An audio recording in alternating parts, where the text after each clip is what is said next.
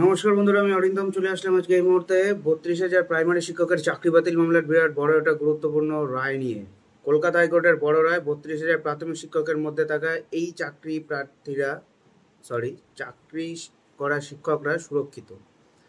কলকাতা হাইকোর্টের 32,000 প্রাইমারি শিক্ষক সংক্রান্ত একটি গুরুত্বপূর্ণ মামলার রায় দিয়েছে, যা বহু শিক্ষকের জন্য স্বস্তির খবর নিয়ে এসেছে। এই রায়ের ফলে বিশেষ যোগ্যতা সম্পন্ন শিক্ষকেরা আর অপ্রশিক্ষিত হিসেবে গণ্য হবেন না এবং যাদের চাকরি সুরক্ষিত থাকবে। আসুন এইটা সম্পর্কে খুঁটিনাটি জেনে নিই। এই মামলার সূত্রপাত 2016 সালের নিয়োগ প্রক্রিয়া থেকে। সেই সময় বহু প্রার্থীকে ডিপ্লোমা ইন এডুকেশন যোগ্যতা থাকা সত্ত্বেও অপ্রশিক্ষিত শিক্ষক হিসেবে নিয়োগ করা হয়েছিল। পশ্চিমবঙ্গের প্রাথমিক শিক্ষা পর্ষদ প্রথমে এই বিষয়ে শিক্ষাগত যোগ্যতাকে প্রশিক্ষণের সমতুল্য বলে মনে করেনি। এর ফলে এই শিক্ষকেরা বেতন এবং অন্যান্য সুযোগ সুবিধা থেকে বঞ্চিত হচ্ছিলেন। বিষয়টি আদালতে গড়ালে 2017 সালের 1 মার্চ কলকাতা হাইকোর্টের একক বিচারপতি রায় দেন, ডিপ্লোমা ইন এলিমেন্টারি এডুকেশন যোগ্যতা সম্পন্ন প্রার্থীদের প্রশিক্ষিত হিসেবে গণ্য করতে হবে।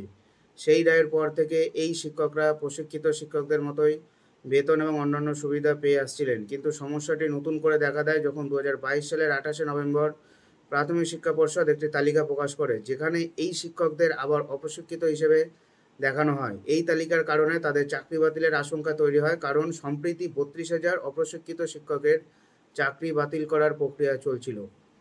এই পরিস্থিতিতে বিচারপতিরা ডিভিশন বেঞ্চের দ্বারস্থ হন। শুনানিতে পর্ষদ প্রতিনিধি স্বীকার করেন যে পূর্ববর্তী রায় অনুযায়ী এই শিক্ষকেরা প্রশিক্ষিত এবং সমস্ত সুযোগ সুবিধা পাচ্ছেন। তিনি আরও জানান, 2022 সালে তালিকাটি তাড়াহুড়ো করে প্রকাশ করার কারণে কিছু ভুল ত্রুটি ছিল এবং যার জন্য আবেদনকারী শিক্ষকদের কোনো ক্ষতি হবে না।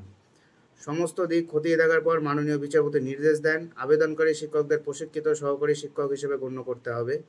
তাদের শিক্ষাগত যোগ্যতার ভিত্তিতে সঠিক বেতনক্রম এবং সমস্ত বকেয়া অবিলম্বে মিটিয়ে দিতে হবে।